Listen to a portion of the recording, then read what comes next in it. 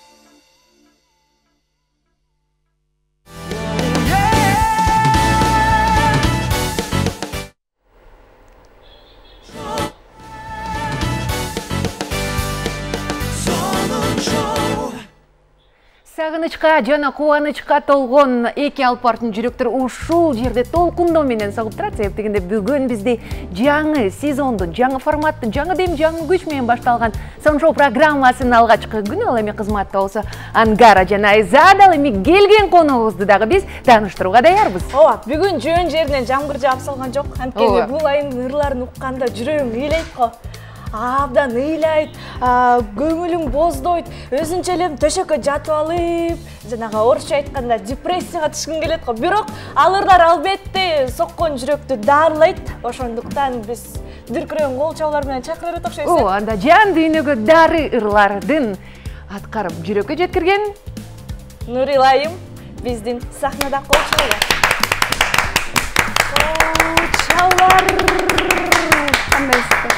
Қош келиптирсиз. Айзада сиз арыраак жылтырап атасыз. Мен кетебиз, жакшы калып, мен де салым болгон. Анда мен экөөнүн ортоңуздарга келип алайын. Азыр тура. Баланс болот. Кандайсыз? Жакшы. Көргөнүзгө кубанычтабыз. Бул жака эле турат экенсиз. Экөөбүздөн карап суктана билели сулуңузга. Бизди уттуктап келип калыптырсыз да ачылышка. Ооба, ачылыш менен, күздүн келиши менен ырчылар үчүн, чыгармачыл кишилер үчүн эң жагымдуу мезгил бул күз.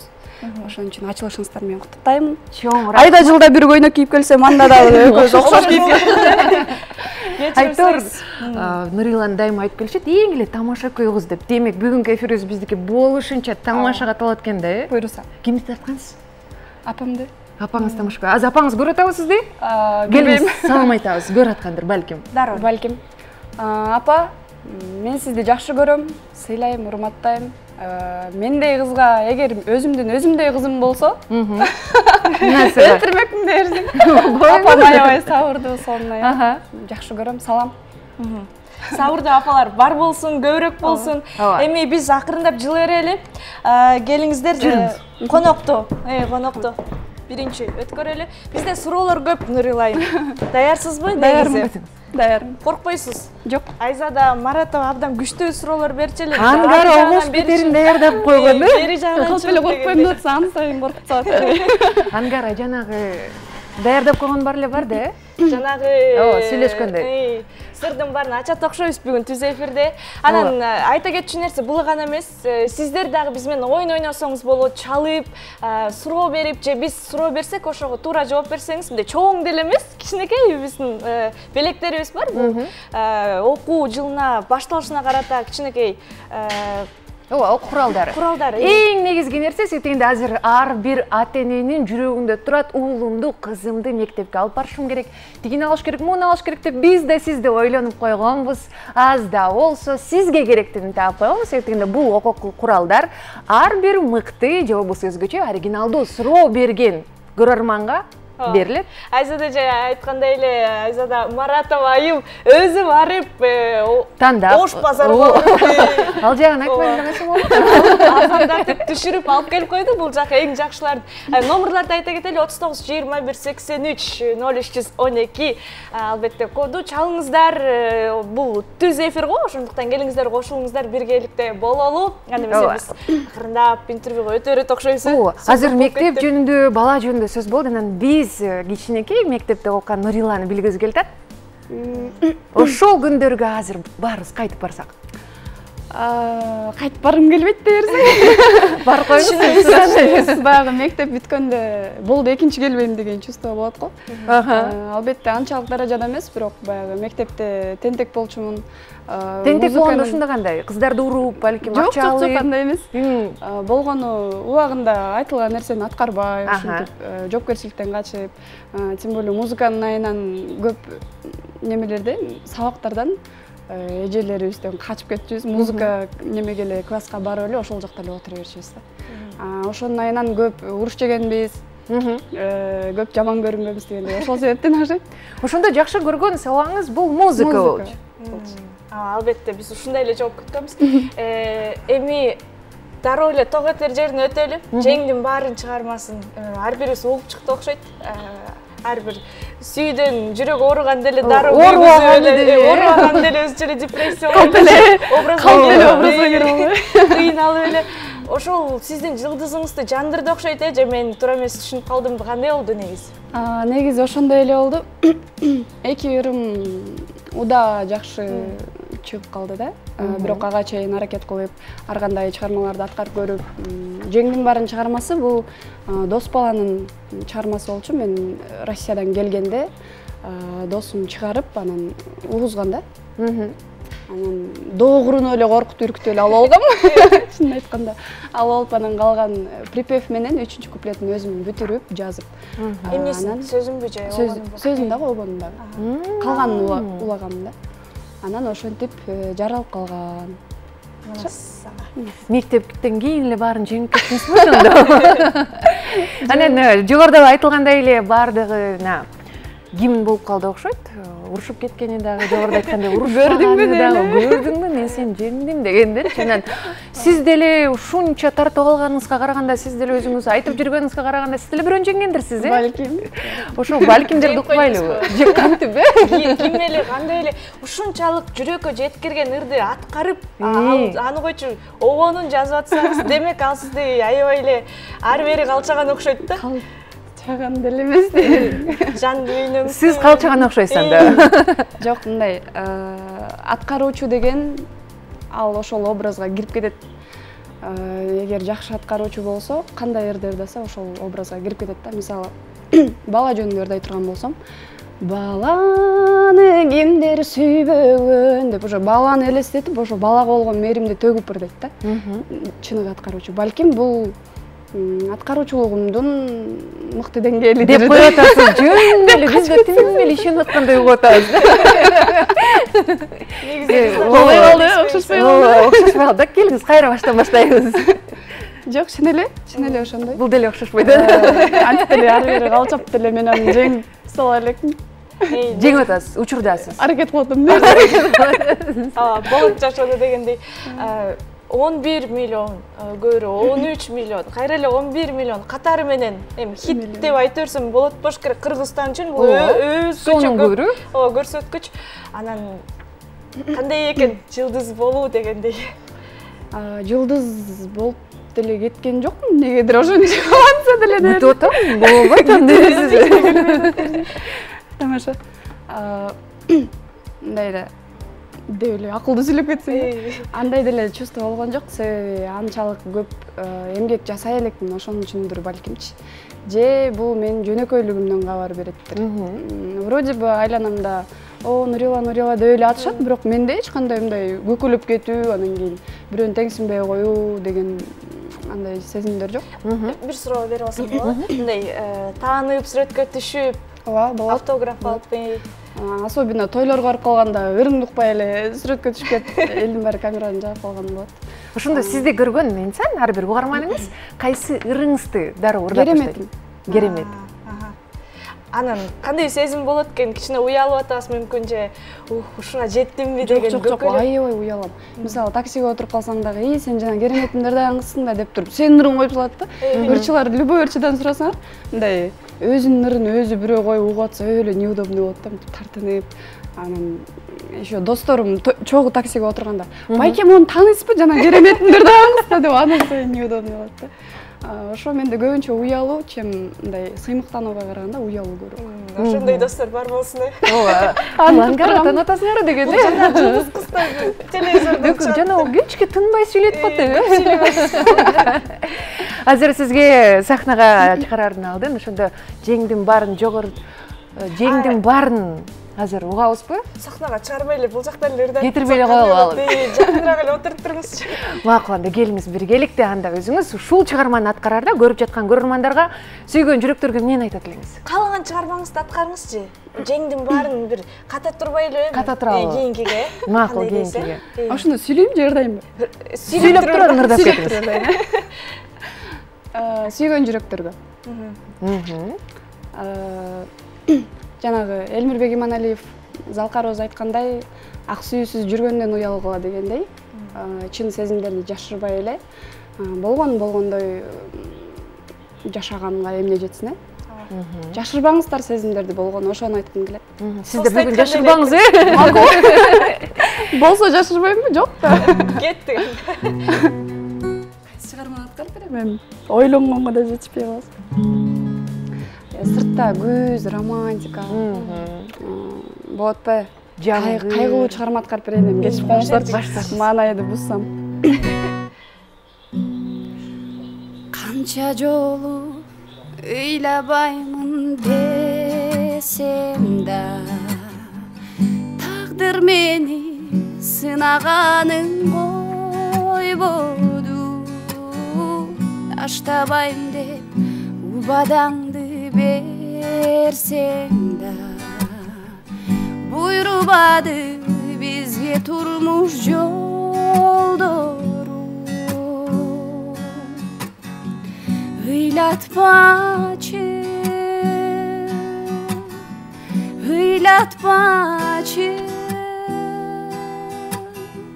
ansız deli ыйлап жүрөм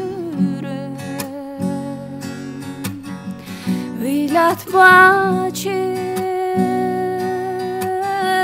ырбатпачы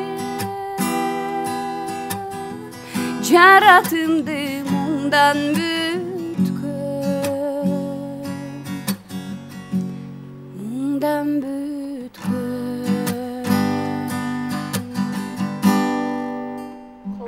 Баракелди. Ыйлабайбыз. 1,5 куплеттелерден маатайын азыраак кайгырдайын деп. Ыйлап баштаганда өлө даярданып Ыйлабамызчы. Негизи эле өзүңүз айтып калдыңыз, кечирип койгула муңду деп, жана биз байкасак, сиздин ырларыңыздын көп бөлүгү эле муңдуу чыгармалар да. Каверлериңиз деле ошол, ырдаганыңыз деле ошол. Себеби барбы? Себеби жан дейне ошондой окшойт. Чын эле чем немеге караганда, шаңдуурга караганда кайгылууга жакынмын. Анткени билбейм эмне экенин. Анткени элек барыңыз беле. Негизи жүрөгүңүздүн неси барбы? Жок. Болгонбу? Жок. Дерсиң. Сиз аябай эфирге чыгаардын алдында бирөөгө сөз берип келген окшойсуз, Азыр болсо көрөрманыбыз бар окшойт, Жок. Десек алыстап кетти, кайрадан биз сизди күтөбүз. Себеп дегенде алдыбызга толгун токой куралдарды алып алып биз сизди күтүп атабыз. Жана ошондой эле Нурила да мыкты суроолорду күтүп атат. Эми телефон чалуу дагы бирөө бар экен. Алло, Кутмангеч, биз сизди сагындык го, чиркин. Кайда жүрөсүз? Саламатсызбы? Саламатсыз, кандайсыңар? Жакшыбыз, өзүңүз кандайсыз? Жакшы, буюрса. Жакшы эле болсун. Кайдан келип калдыңыз? Кубанычтабыз. Бишкектен элесиз? Чалып жатырбыз көлдөн. Көлдө сезон бүттү дейт го, кандай болот? Зор, сезон бүттү. Жаан жаап атат. Жакшы. Иши кылып капчыктар толду. Бизде деле жамгыр жаады. Бир сураныч бар эле, эме деген эрдерден. Я теледор көрүп аткан бир ийим бар, Кылымбек деген, ошого салам жолдоп анан. Кереметим деген ырдап берип койсобу деп. Байкеси, биз деле салам жолдоп койсок болобу? Же биздикин кабыл албайсыңар? Болот, Кылымбек. Өтүнүшүңүздөн сырткары сурооңуз болобу? Жок, болду, башка суроо жок. Чоң рахмат байланышканыңызга. Анда Кылымбекке салам жолдоп баштайлы. Сүйүндүрүүчү 3 сулуунун саламын алыңызчы. Кылымбек мырза, биз сизге жалындуу салам айтабыз. Ангарадан биринчи ысык салам. Анан Найзададан, андан кийин Угарманыбыздын эниси Кылымбек мырзага салам. Жашоодо ийгиликтер коштоп жүрө берсин. Ырдап берип коеюнбу кереметимди? Же анан ырдайлыбы? Анан ырдайлы. Анан ырдайлы, кечкелерде өрөм. Жакшы сөзүңүздү айтып кетсеңиз болот. Кыска кылып ырдап, бир куплет ырдап кетсеңиз болот башкаларыңыздан. Сизден салам күтүп атсам мындай шаңдуу деп коебуз да. Шаңдуураак ырдап берейин. Кылымбек мырза, болду кайгырба, бүгүн сенин майрамың, жылмайып барына, көтөрөлү манайды. Бары жайында, жакындарың жаныңда, түбөлүккө болсун ушундай, болсун дайыма. Баракелди. Билип атса керек суроолор. Ары бери. Биз деген муну айта кетпейлиби? Биз бул Айзада Марато базарга барып. Өзүңүз. Базардан келди. Ал жаным жакшы эле айтпайсыз. Тордой барса кымбат экен. Анан Айдор, бизге чалсаңыздар болот. Биздин номерларга чалып, кызыктуу суроо берип, ушул белектерди утуп алсаңыз болот. Ал үчүн Нуриланын көрөрмандары бул жака чогулуп калса керек. Келиңиздер. чалыңыздар. Биз сизди күтүп жатабыз. Сизди жана сиздин өзгөчө сурооңузга биз белегибизди алып күтүп турган чагыбыз. Ага чейин биздин сурообуз болсун. Нуржалага айтыңызчы. Жогоруда айтып калдыңыз, ушундай жан дүйнөм ушул нерсеге тартып туратынан сүйүү таптакыр болгон эмес деп. Ой, ошол жерин албайт. Ошол жер мага аябай кызык болуп атат да. Кайсы бир интервьюңузда ооба бул жеңдин баарын менин жашоомо дагы байланышы бар дегениңизди уккан элек да. Жок, кандай болушу мүмкүн? Же кайсы бир булактарга айткан элеңиз? Себеби жок деген себеби бул менин чыгармам эмес да, бул дос баланын чыгармасы болуп, анан ошонун темасына улантып жазылып калынган да. Именно бул чыгарма тиешеси жок, бирок башка чыгарманы. Ошо башкасын деле айта бериңиз. Тамашалап атам. Экөөбүз жакшы эле сурап эле калып калатабыз, аракет кылып. Ача албай атпайсыңар просто. Начар журналист болуп атабыз деген. Мырза болуш керек болчу окшойт да, керек болуш керек. Эмир мырза. Балким Оон өзүңүз жазат экенсиз, сөздөрүн жазат экенсиз. Мындай жаш туруп мен оон өзүм жазам дегенден коркпойсузбу? Же сөздү жазам, өзүм жазам чыгам. Кандан коркпой, анан айткандан коркуп элем деген. Өзүңүзгө эле жазасызбы же башкаларга да жазасызбы? Көбүнчө азырынча өзүмө эле. Анан балким сураңып калгандар болуп калат. Кимдер мисалы үчүн? Дос кыздарым, ошо чыгармачылыкта жүргөн дос. Жок, ошол ишеним кайдан келет дейм да. Мен оон жазам деп туруп жазып салган бул деле эми эрдик да. Ооба, Жок, обон жазам деп туруп жазылып калбайт. Обон деген ар кандай состоянияда келет да, мисалы кайгырып отурганда же сүйүнүп атканда же жөн эле жолдо кетип баратып эле мондай кайрыктар келип кетет, анан ошону диктофонго кыңылдап коесуң да. Кыңылдап деп кыңылдап коесуң, анан сохранить этип коесуң да. Үйгө барып уксаң, балким жакшы обон болот, аны дальше иштеп кетесиң. Ал эми жаман обон болуп калса өчүрүп саласың. Бул обязательно өчүрүп саласың да, памяти толгош керек да телефондун. Эң негизгиси сүрө. Ошондо табияттан экен да. Ооба, обончулукту үйрөнгөнгө болбойт деп ойлойм мен. Негизи балким башка нерселер үйрөнүлөт чыгар, бирок чыгармачылыктын 3 эң бийик бутактары бар да. Ал обончулук, сүрөтчүлүк, анан акындык. Мынасы ал эми үйдө сизден башка дагы ушу чыгармачылыкка жакын инсандар барбы? Ооба. Сиз кимди тарткансыз? Апамды. Апам ырдайт, атам деле ырдап коет, текст жазып коет. Алма сабагынан алыс түшкөн эмес экен да демек, э? Генетика деген укмуш нерсе эмеспи? Ошо кайра эле ошого келсек, оон жазасыз, ыр жазасыз. Анан мындай ошол дагы аябай элдин жүрөгүнөн орун алды го, э? Негизи күткөнсүз да, ушундай эле болот деп. Жок, мынчалык болот деп күткөн эмесмин. Чынын айтайын, анчалык кетип калат деп күткөн эмесмин, бирок жакшы эле кабыл алат болуш керек деп ойлогом да. Тем более бул ырга клип деле тартылган жок, жеңдин баарынгачы мисалы.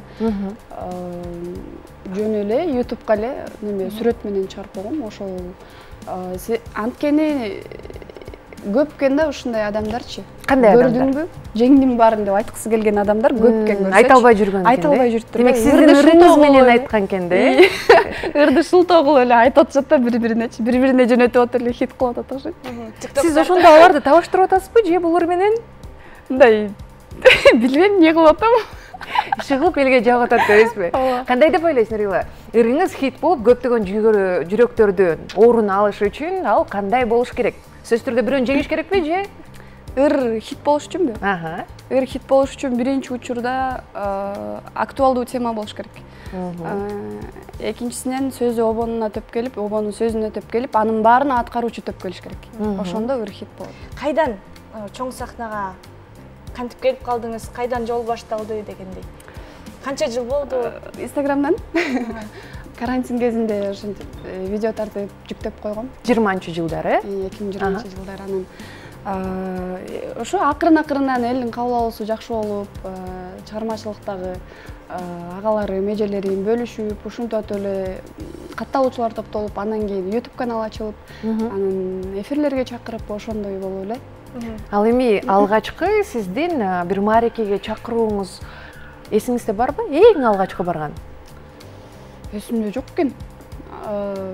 Биринчи жолу чоң сахнага Болсунбек Стакеев деген Бештапандагы байкенин концертине барып, ошол жерде гитара менен ырдагам. Ошол эсимде. Анан болду. Канча акча алдыңыз эле? Же биринчисинде Канча акча алдыңыз эле жок, жөн эле. Биринчи гонорарыңыз анда. Жөн эле барып ырдап бергем. Мен үчүн сыймык деп, себеби бала кезден көрүп, сыйлап, урматтап келген адамың концертине ырдап берчи деп атса, сонун сезим болот экен да. Анын үстүнө ал кезде мага гонорар деген мен үчүн мындай неме болчу. Аз гонорарды ойлоп туруңуз, азыр көргөн көрөрманыбыз бар экен, саламатсызбы? Алло, биз сизди угуп жатабыз. Алло, саламатсызбы? Кош келдиңиз, сурооңузду күтүп атабыз. Кош келдик. Биринчиден мен Нурилага кабыл тилек айтып кетип элем. Келечекте алдына алган ийгилик, чыгармачылык өнүгө берсин. Рахмат. Ошондой эле анан Чындык Айтматовдун туулган күнүн анан жылын айтып берсе. Чоң рахмат, дагы сурооңуз болобу? Десек алыстап кетти окшойт, анда Нурила келиңиз сизден жооп угалы. 12 декабрь экенин билем, бирок жылын так эстей албай атам. 28-жыл болсо керек, адашпасам. 28-жыл. Ошондо кайсы жеринчи? Кайсы жерде экен? Шекер айылы, Талас.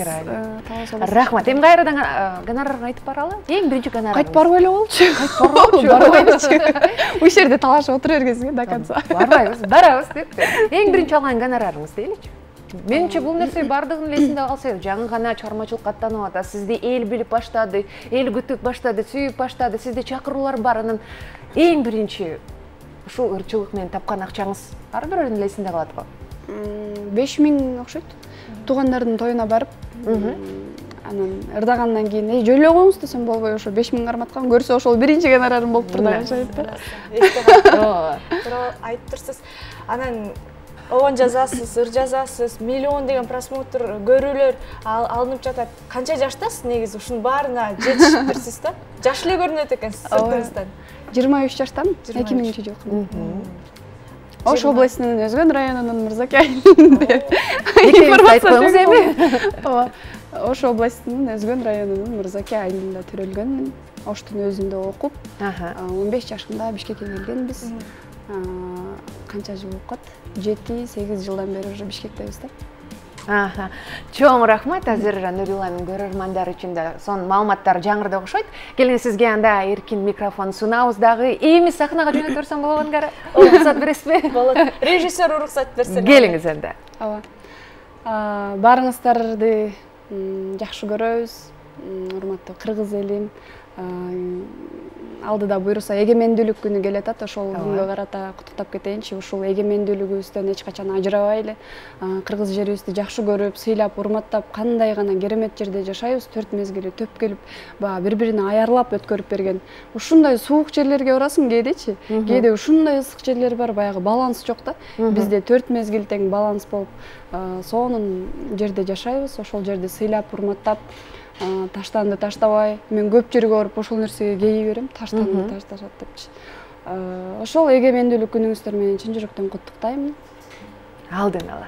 Чоң рахмат айтабыз, сизге болсо ийгиликтерди каалайбыз. Дагы да болсо көрөрмандарыңыздын, угармандарыңызда жүрөгүнөн түнөк тапкан чыгармаларды жаңырта бериңиз. Эми сизден шаңдуурларды да көбүрөөк угуп калабыз деп күтөлүбү? Ооба, күтөлү. Ал эми бул мүнөттөрдө сиз күткөн жана биз күткөн ыр дагы жаңыра турган болду. Ал кандай эрлерин эстетип коюңузчу? Мен унутуп калдым чынын айтканда. Сиз эстетип коюңузчу. Кереметим. Кереметим. Сенден 8-чи керемет. 8-чи керемет. Келиңиз анда микрофонду ала кетсеңиз болот. Караңыздарчы, сүйлөй калса сөзү бар экен, ырдай калса үнү торгойдуктан ашат экен. Айтор жүрөгүндө жалындаган бир өнөрү бар экен. Келиңиздер биргеликте көрөлү. Ал ошол өнөрдү бизге чачып турса, биз дагы аны өзүбүзгө сиңирип алсак, чыныгы ыр майрам болот окшойт. Азыр анда ардактуу көрөрмандар бизге жакыныраак келиңиздер, себеп дегенде көрөрмандарыбызда буга чейинки суранычы бар экен. Нурила сиздин алдын четке какпайт деп ойлойбуз. Себеп дегенде буга чейин эле жаңыртып өткөндөй көптөгөн жараланган жүрөктөрдүн кимине айланган, жүрөктө катылган, жан үйдөдө катылган сөздөрдүн баарын айта албай ушул ыр менен чыгарып келе жаткан жандар бар. Сиздерби жакыныраак келиңиздер. Бир гана сиздер үчүн Нурила ырдасын «Жеңдим баарын». Кол чалар.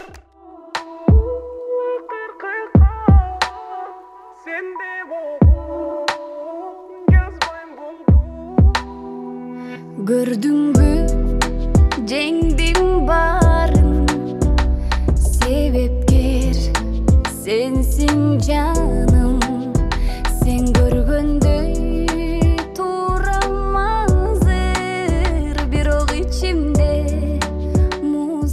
жанмын ай муздак жалын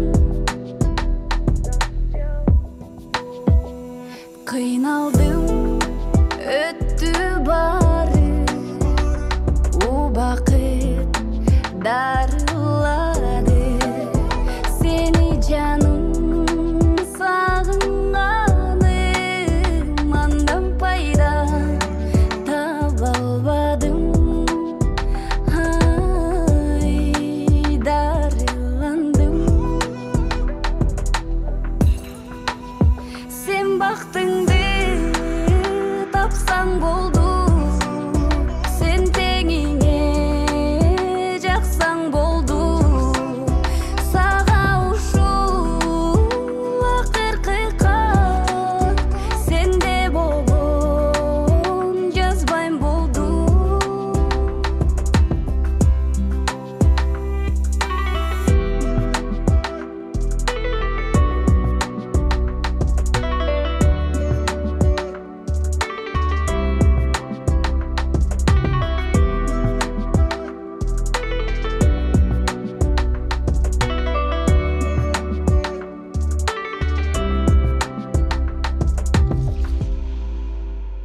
азыр эми башка адаммын сенсиз өмүр баштаганмын сен дегенде селдей аккан адатымды таштаганмын ай башка жанмын